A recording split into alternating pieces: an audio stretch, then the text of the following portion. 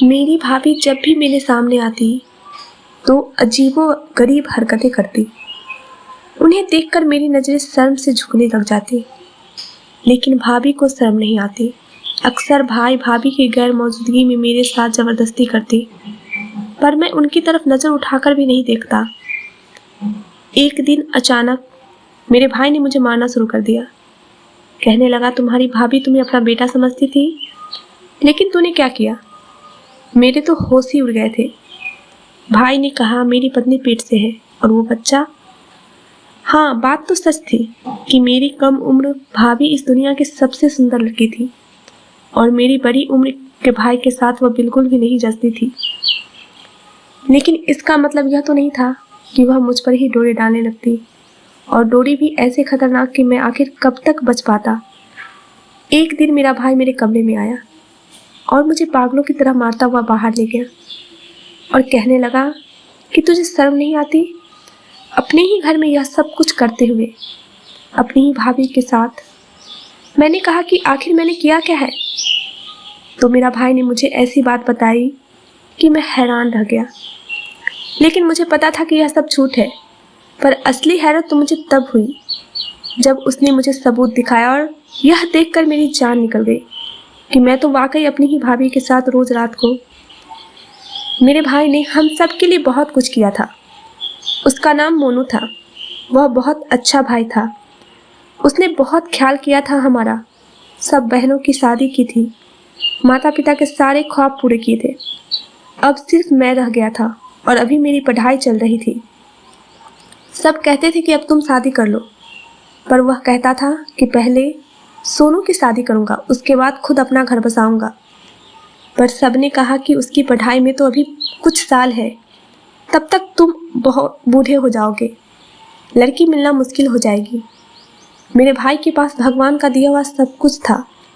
उसने सोचा कि बात तो ठीक है, एक ही भाई रह गया है, वह अभी पढ़ रहा है, कौन सी कोई बहन है जो बोझ हो भाई के, इसकी शादी तो आराम से हो ही जाएगी। तो उसने भी अपने लिए लड़की तलाश करना शुरू कर दी। इस काम के लिए उसने एक आदमी को रखा हुआ था। उसने बहुत अच्छा रिश्ता बताया।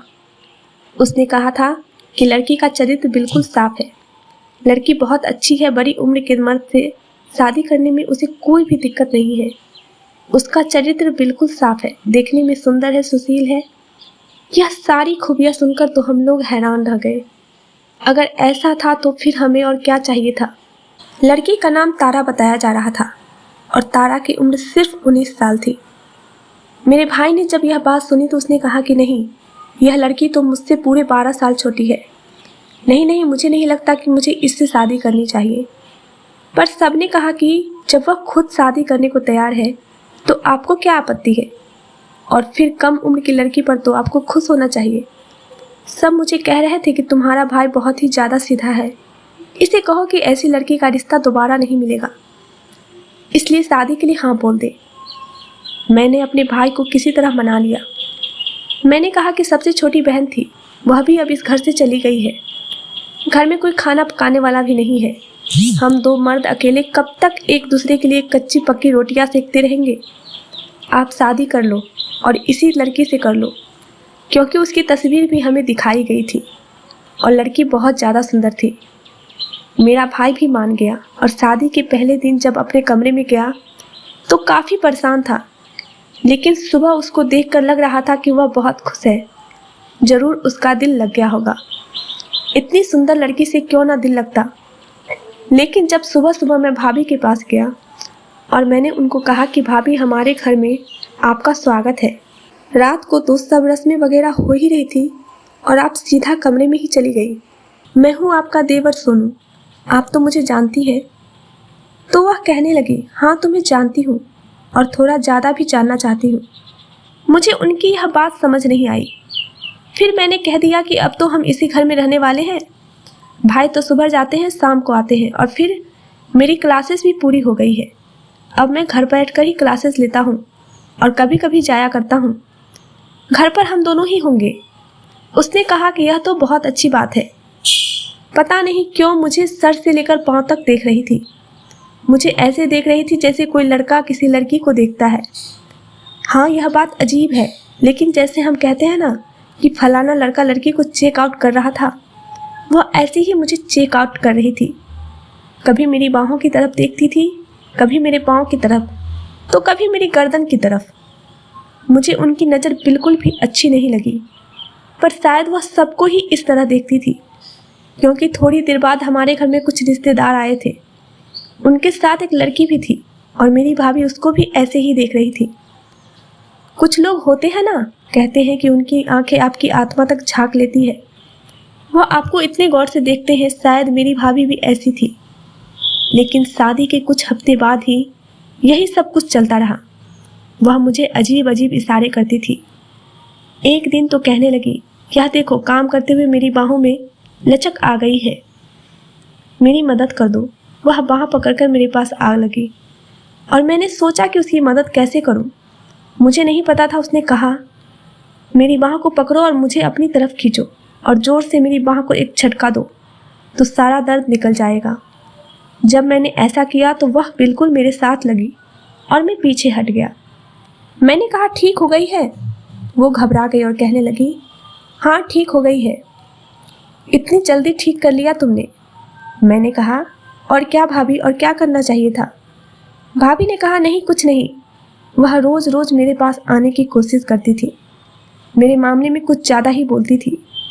कभी मैं कहता कि मुझे कपड़े लेने हैं तो कहती थी, मैं भी साथ चलती हूँ, मुझे भी घर की कुछ चीज़ें लेनी है, और मेरा भाई भी हम दोनों को साथ भेज देता था।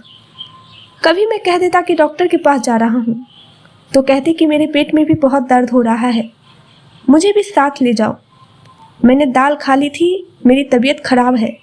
और एक दिन इसी तरह मैंने उनको डॉक्टर के पास ले गया तो बाहर जाकर कहने लगी, हाँ बाहर आकर अब अच्छा लग रहा है।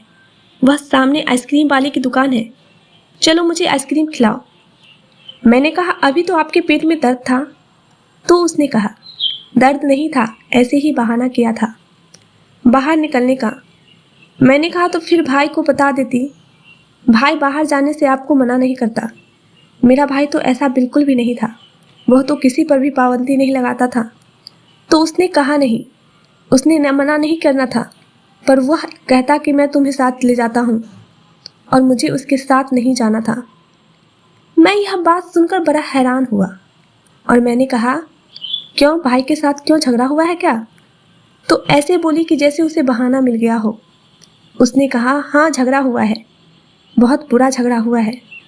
मेरे साथ बहुत झगड़ा करते हैं, पर मैं दिल में सोचने लगा कि मेरा भाई तो ऐसा नहीं है, बहुत शांत तबीयत का मालिक है।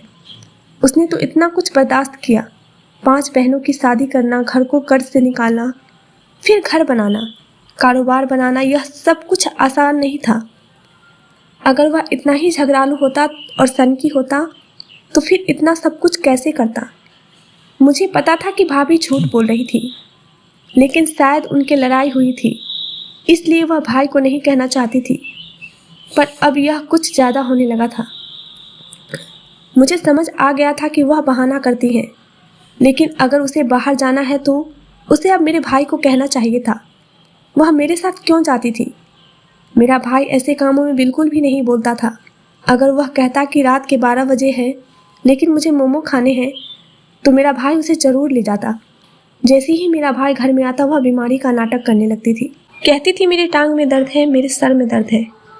मुझे भी मेरा भाई भेज देता कि ज़रा पास की दुकान से दर्द की दवा ले आओ, तुम्हारी भाभी की तबीयत बहुत ख़राब है। और मैं यह सोचता था कि भाभी तो पूरा दिन अच्छी भली थी, भाई के आते ही उनकी तबीयत कैसे ख़राब हो गई। मुझे उस वक्त नहीं पता था कि उन दोनों पति पत्नी में क्या चल रहा था, लेकिन अब यह कहानी सुनते हुए मुझे समझ आ रहा था कि शायद भाई से दूर भागने के लिए भाभी इस तरह का नाटक करती है कि जैसे ही वह घर आता था वह बीमार हो जाती थी। अब बीमार औरत तो किसी काम की नहीं होती, वह तो बैठी रहती है, लेकिन वह ऐसा क्यों कर रही थी? भाई तो उसके लिए सब कुछ कर रहा था। वह मुझे देखकर उल्टे सीधे इशारे करती और अब तो उसने सरेआम मुझे देखना, इशारे करना और अजीब अजीब बातें करना शुरू कर दिया था।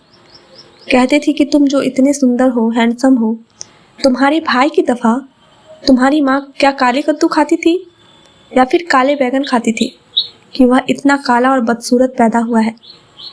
मैंने कहा कि भाभी आपको ऐसा नहीं कहना चाहिए, तो फौरन से कह देती कि मैं तो मजाक कर रही थी।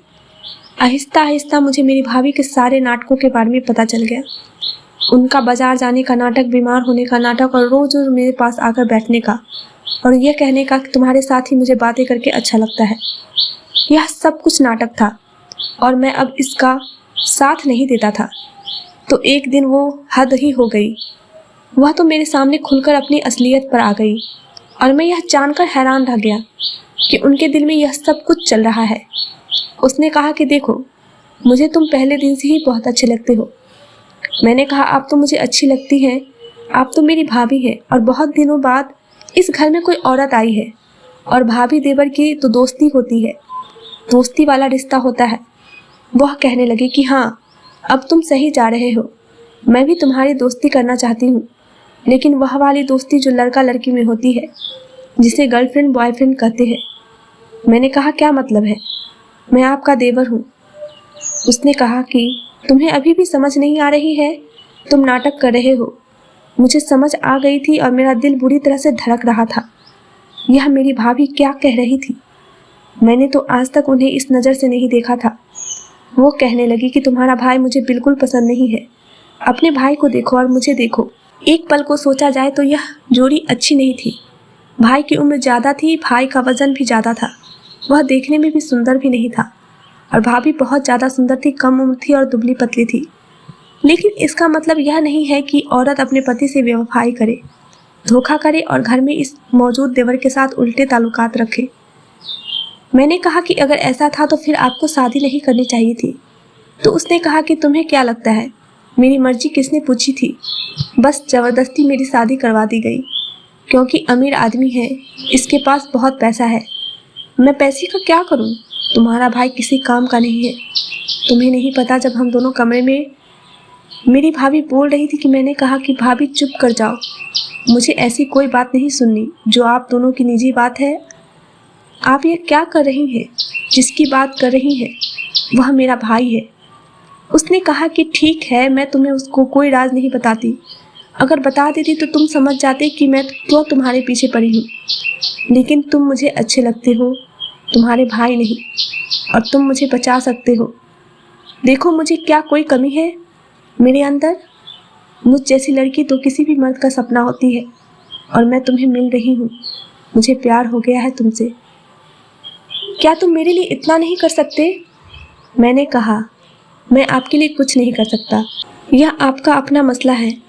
हमारे भाई ने हमारे लिए बहुत कुर्बानी दी है, बहुत कुछ त्यागा है उसने, अपनी जवानी, अपना वक्त, अपने सपने, अपनी पढ़ाई। वह चाहता तो सब कुछ कर सकता था, लेकिन उसने ऐसा नहीं किया। माँ बाप के गुजर जाने के बाद उसने बड़ा भाई नहीं बल्कि बाप बनकर हम सबकी जिम्मेदारियाँ उठाई है। मैं उसके साथ ऐसा अनर्थ नहीं कर सकता, और अगर आपने दोबारा मुझसे विवश करने की कोशिश की तो फिर मुझसे बुरा कोई नहीं होगा। मैं यह सब कुछ अपने भाई को बता दूंगा। मैंने कहा, पहली ही बार मैं आखिरी बात कर देना चाहिए, क्योंकि यह मामला बड़ा नाजुक था। यह कोई आम बात नहीं थी, आग और पानी का खेल था, इसलिए मैं उसे सुलझा देना चाहता था। वह मेरी बात सुनकर चुप हो गई। उसने कहा कि ठीक है, लेकिन मुझे उसकी यह चुप्पी इतनी अच्छी नहीं लगी। इतनी जल्दी हार कैसे मान सकती थी? कुछ ना कुछ तो चल रहा था उसके दिमाग में। बहुत दिन गुजर जाने के बाद भी कुछ नहीं हुआ तो मुझे समझ आ गई कि वह मेरी बात को समझ गई है। और फिर जब मामला दो तरफा न हो तो एक तरफा मामला ज़्यादा दूर तक वैसे भी नहीं जा सकता। और मुझे क्या किसी पागल कुत्ते ने काटा था जो मैं अपने भाई की पत्नी के साथ संबंध बनाता? मेरे दिल में कोई भी मेल नहीं था और इस तरह की बात भी गलत थी। वो इतनी सुंदर थी कि किसी को भी पागल कर सकती थी, लेकिन मैं ऐसा नहीं था। मैंने जैसे पहले बताया कि मेरी भाभी को मेरे बड़े भैया से कोई भी लगाव नहीं था। वह उनका बिल्कुल भी ख्याल नहीं करती थी और हमेशा उनके बारे में बुरा ही बोलती थी। कहती थी कि मोटा है, बूढ़ा है, काला है। लेकिन अचानक से वह मेरे भैया के लिए बहुत अच्छी पत्नी बनने की कोशिश कर रही थी। अब वह घर आती तो बीमार होने का नाटक नहीं करती थी, उनके लिए उनकी पसंद का खाना बनाती थी और उनके घर आने से पहले ही तैयार हो जाती थी। अब वह मेरे भाई का इतना ख्याल रख रही थी कि मेरा भाई भी एक दिन उससे यही पूछने लगा कि अचानक से तुम्हें क्या हो गया है? वह लोग बाहर बैठकर चाय पी रहे थे और मैं वहाँ से गुजर रहा था, तो मैंने उनकी बातें सुन ली थी। फिर मैं उनकी बातें सुनने लगा। वह कहने लगी कि आप तो मेरे पति परमेश्वर है, मैं आपके बगैर नहीं रह सकती, जो है आप ही तो हैं मेरे लिए। आपका ख्याल मैं नहीं करूँगी तो कौन करेगा। शादी के शुरू के दिन तो आपको कबूलने में मुझे थोड़ा दिक्कत हो रहा था। अब मैंने आपको पूरे मन से अपना पति मान लिया है और हमेशा मैं आपकी सेवा करूँगी। मेरा भाई बहुत खुश था। उसके चेहरे पर जो खुशी थी वह देखकर मैं भी खुश हो गया था। लेकिन मुझे पता था कि यह खुशी जल्दी खत्म होने वाली है, क्योंकि यह औरत तो मेरे भाई से नफरत करती है। यह तो उसे कहती थी कि बिल्कुल भी अच्छा नहीं है, भूत है, काला है, मोटा है, कुछ भी गलत था। भाई ने कहा कि अब जब तेरी पढ़ाई खत्म हो जाएगी तो मैं तेरी शादी तारा जैसी किसी अच्छी लड़की से करवाऊंगा। मैं दिल में सोचने लगा कि तारा जैसी लड़की से शादी करने से पहले तो मैं कुंवारा ही मर जाऊं तो अच्छा है। मैंने कहा अभी तो काफ़ी समय है मेरी पढ़ाई में, लेकिन मैं खुश हूँ कि आप लोग खुश हैं। मुझे मेरी भाभी की यह चाल समझ नहीं आ रही थी। वह भी मुझे देखकर अजीब इशारे करती थी, हंसती थी, कभी मुझे आंख मार जाती, कभी मेरे ऊपर कोई फूल फेंक देती, कोई मिर्ची प्याज फेंक कर मुझे अपनी तरफ देखने पर मजबूर कर देती थी। रसोई घर में खड़ी काम कर रही होती थी तब भी उसकी नज़र मुझ पर ही होती थी। अजीब कपड़े पहनती थी, ऐसे कपड़े की किसी भी औरत को नहीं पहनने चाहिए, और अगर उसे ऐसे कपड़े पहनने हैं तो अपने ही कमरे में पहना करे। जब पता हो कि घर में जवान देवर है तो ऐसा नहीं करना चाहिए, पर वह तो पहले से ही मुझे अपनी तरफ रिझाने के चक्कर में थी, तो फिर वह यह सब क्यों न करती। लेकिन अब इस बात को काफ़ी समय हो गया था। वह अपने पति के साथ बिल्कुल ठीक थी। मुझे लगा कि शायद वह इस बात को समझ गई है, और यह समझ गई है कि मेरा पति जैसा भी है कम से कम उसके पास पैसा तो है। अगर यह मेरी ज़िंदगी से चला गया तो मैं क्या करूँगी, क्योंकि कोई भी इतनी देर तक किसी प्लान को लेकर नहीं चलता। इस बात को महीने गुजर चुके थे, घर में भी सब कुछ ठीक था और अब वह मेरे पीछे भी नहीं आती थी। पर एक दिन मैं अपने कमरे में बड़े सुकून से सो रहा था जब मेरा भाई मेरे कमरे में आया। उसने मुझे इस तरह उठाया कि जैसे बाहर कोई बहुत बड़ी आपत्ति आ गई है और हमें उससे लड़ना है। मुझे लगा कि मैं सपना देख रहा हूँ और मेरा भाई मुझे जगा रहा है, लेकिन वह मुझे जगा नहीं रहा था। वह मुझे मेरे कपड़ों से पकड़कर घसीटता हुआ कमरे से बाहर लेकर आया।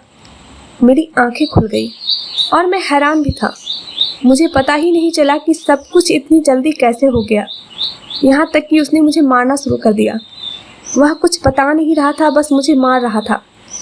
मैंने कहा कि बड़े भैया बताए तो सही, हुआ क्या है, आखिर मेरी गलती क्या है।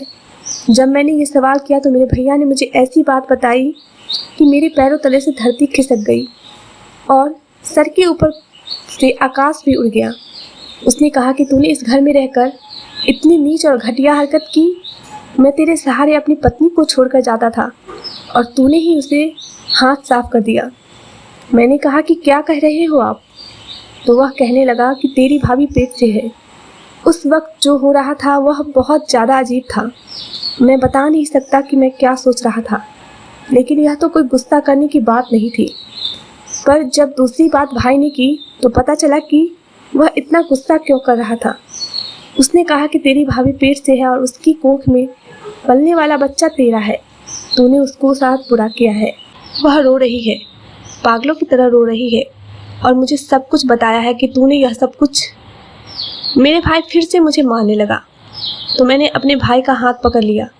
मैंने कहा कि बस बड़े भैया, आप ऐसा नहीं कर सकते। आप मुझे जानवरों की तरह पीट नहीं सकते। पहले मेरी पूरी बात तो सुन ले, और अगर वह माँ बनने वाली है तो यह बच्चा आपका भी तो हो सकता है। आपकी शादी को तो 1.5 साल हो चुके हैं। तब मेरा भाई ने ऐसी बात बताई कि मैं हैरान रह गया और मेरी भाभी भी कमरे से निकलकर बाहर आ गई। वह वाकई मगरमच्छ के आंसू बहा रही थी। उसने अपनी साड़ी का पल्लू अपने मुंह पर रखा हुआ था। आंखों में आंसू थे, आंखें सूजी हुई थी, शक्ल ऐसी बना रखी थी जैसे इस पूरी दुनिया की सबसे मजबूर औरत यही है और इसके साथ इतना बुरा हुआ है कि यह बेचारी मुझसे बता भी नहीं सकती है। मेरे भाई ने कहा, जब मेरे शरीर के अंदर प्रॉब्लम है कि मैं कभी बाप नहीं बन सकता। यह सुनकर मैं हैरान रह गया। मेरे भाई ने मुझे कहा कि मेरी पत्नी तुझे अपने भाई की तरह समझती थी और तूने क्या किया? तू तो नाग निकला, नाग, जिसने अपने ही घर को भी नहीं छोड़ा और घर वालों को दुख दिया। निकल जा यहाँ से, मैं तुझे कभी माफ़ नहीं करूँगा। मैंने कहा कि ऐसा कुछ नहीं है, पर मेरा भाई कुछ भी सुनने को तैयार नहीं था। उसने मुझे धक्के देकर घर से बाहर निकाल दिया और मुझे मजबूरी में अपने एक चाचा के घर रात गुजारनी पड़ी। सुबह मेरे भाई ने सारी बहनों को और परिवार के बड़ों को बुलाकर मुझे कहा गया था कि मैं भी आ जाऊं और वह सबके सामने बात करेगा। मैं यह सोच रहा था कि मेरा भाई सबके सामने झूठा ही पड़ेगा, क्योंकि ऐसा कुछ भी नहीं है। लेकिन फिर वह क्यों सबको जमा कर रहा था? कहीं उसके पास कोई सबूत तो नहीं था? पर कैसा सबूत, जब मैंने कुछ किया ही नहीं तो सबूत किस बात का? मैंने चाचा को सब कुछ बता दिया था। चाचा ने कहा कि अगर तुमने कुछ नहीं किया है तो तुम डरो नहीं, मैं तुम्हारे साथ हूँ, क्योंकि एक औरत मर्द का दिमाग खराब कर सकती है। लेकिन मुझे तुम पर भरोसा है। तुम हमारे परिवार के बच्चे हमारे आंखों के सामने खेल कर बड़े हुए हो। हम तुम्हें जानते हैं, पर उस लड़की को नहीं जानते, इसलिए हम तुम्हारा साथ देंगे, उस लड़की का नहीं। सब लोग जमा हो गए थे। मेरे भाई ने फ़ोन करके ही सभी कहानी सुनाई थी। इसलिए जब मैं अपने चाचा के साथ घर में आया तो कोई भी मेरी बात सुनने को तैयार नहीं था। मेरी अपनी बहनें भी कह रही थी कि यह तूने क्या हरकत की है। मैंने कहा कि आप लोगों को इतना यकीन कैसे? आप क्यों उसकी बात मान रही हो? ऐसा कैसे हो सकता था कि वह हवा में इतने बड़ा झूठ बोल रही थी और मेरा सारा परिवार उसकी तरफ खड़ा था? कोई ना कोई बात जरूर थी। मैं जब कहता कि मैंने कुछ नहीं किया, मैं बेकसूर हूँ, तो वह कहते कि हाँ, तू ही तो बेकसूर है, जिसने अपने ही भाई की पत्नी पर नजर रखी। अरे, जो मर्द अपने घर की औरत के लिए ऐसा विचार रखता है, वह काबिल नहीं कि उसे इस परिवार में रखा जाए। और तू तो हम सबका छोटा भाई था, तुझे ऐसा नहीं करना चाहिए था। माना कि तारा खूबसूरत थी, सुंदर थी, लेकिन थी तो तेरी भाभी ही ना। तुझे अपनी भाई समझती थी और तुझे नहीं पता है कि बड़ी भाभी तो माँ की जगह होती है। मैंने अपने चाचा से कह दिया कि मुझे कुछ गड़बड़ लग रहा है और थोड़ी देर बाद वही बात हुई। सबने कहा कि क्या किया है इसने और इस पर इल्ज़ाम लगा रहे हो, तुम्हारे पास क्या सबूत है? तो मेरे बड़े भैया ने कहा कि मेरे पास बहुत बड़ा सबूत है। अब मैं वह सबूत आप लोगों को दिखाता हूँ। अपनी ही पत्नी के बारे में ऐसा सबूत सबको दिखाते हुए मुझे बहुत शर्म आ रही है, लेकिन इसको भी तो शर्म नहीं आई और फिर इसको कसूरवार साबित करने के लिए मुझे यह विष पीना ही होगा। उसने घर में लगी एलईडी के ऊपर कुछ यूएसबी जैसा लगाना शुरू कर दिया। यह देखकर मेरी जान निकल गई। क्या उसके पास कुछ तस्वीर थी, वीडियो था? मैंने तो अपनी भाभी को कभी हाथ तक नहीं लगाया था, तो फिर कैसे हो सकता है? थोड़ी देर के बाद टीवी की स्क्रीन पर कुछ तस्वीरें नज़र आने लगी, जिसमें मैं अपनी भाभी के साथ एक ही बिस्तर पर लेटा हुआ था और मैंने उस पर हाथ रखा था जबकि वह रो रही थी। इसी तरह के 2-3 तस्वीर थी। अब सब लोग ही मेरे खिलाफ हो गए और मैं समझ गया कि यह खेल मेरी भाभी ने ही खेला है। जब मैंने इसको इनकार कर दिया तो वह गुस्से की आग में जलने लगी और उसने मुझसे बदला लेने के लिए यह सब कुछ किया। पहले उसने अपना व्यवहार अपने पति के साथ अच्छा किया था कि वह जो भी कहे उसका पति आंखें बंद करके मान ले, और उसके बाद शायद किसी दिन उसने मेरे खाने में नींद की दवा मिलाई और जब मैं बेहोश हो गया तो मेरे साथ लेटकर इस तरह की तस्वीरें निकाल ली और अब उन्हीं के सहारे वह मुझे बदनाम कर रही थी। अब सब लोग ही मेरे खिलाफ थे और मैं चुप हो गया था, क्योंकि मुझे पता था कि मैं कुछ भी कर लूँ कोई मेरा साथ नहीं देगा।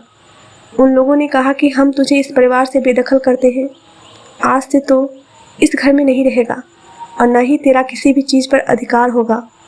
तू निकल जा यहाँ से, हम ना तो तेरी फीस देंगे और ना ही कभी तुझसे कोई नाता रखेंगे। मेरे चाचा अब भी कह रहे थे कि यह सब कुछ झूठ है, लेकिन किसी ने मेरा साथ नहीं दिया। वह कहते हैं ना कि मर्द ही बुरा होता है। वैसे तो यह समाज औरत के पीछे पड़ा रहता है, लेकिन जब कोई औरत किसी मर्द पर इल्ज़ाम लगा दे तो फिर औरत को सब लोग मासूम समझते हैं और मर्द को ही बुरा समझते हैं। अजीब रस्में हैं, अजीब से वसूल हैं।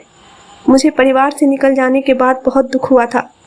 मुझे पता था कि मेरे साथ बहुत बुरा होगा और अब क्या होगा, लेकिन मेरे दिल में एक इरादा भी था। मैंने बहुत मेहनत की अपनी फ़ीस को देने के लिए। मैंने बच्चों को ट्यूशन पढ़ाया। मुझे रहने के लिए जगह नहीं मिलती थी तो मैं चाय के होटल पर ही सो जाता था। लेकिन धीरे धीरे पैसे जमा होने लगे तो मुझे रहने के लिए बहुत ही बुरी जगह मिली, पर फिर भी यह खुले आसमान के नीचे सोने से बेहतर ही था। उसके बाद मैंने और भी मेहनत की और आज इस बात को 3 साल हो गए हैं। मेरे पास रहने के लिए एक छोटी सी जगह है। मैंने घर में ही बच्चों को पढ़ाने की एकेडमी बना रखी है। मेरी पढ़ाई भी पूरी हो गई है। मुझे इसके बाद बहुत अच्छी नौकरी मिल जाएगी, लेकिन मैं बच्चों को पढ़ाने का काम नहीं छोड़ूंगा। सुबह मैं नौकरी करूंगा, शाम को बच्चों को पढ़ाऊंगा। मेरी एक लड़की से दोस्ती भी हुई है जो मुझसे शादी करना चाहती है। हाँ, मैं अपनी भाभी की वजह से बाकी औरतों को बुरा नहीं समझूंगा, क्योंकि मैं जानता हूँ कि हर औरत बुरी नहीं होती।